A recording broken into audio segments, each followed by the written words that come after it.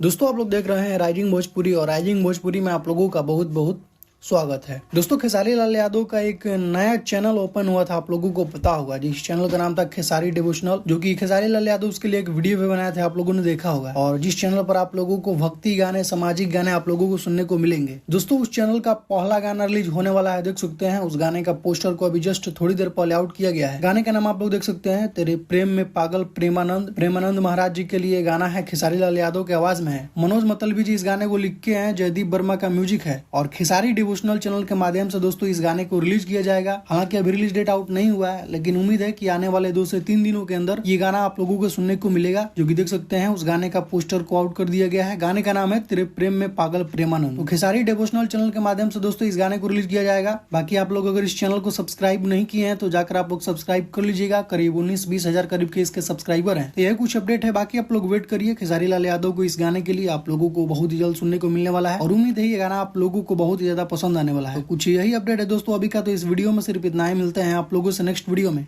Thank you so much.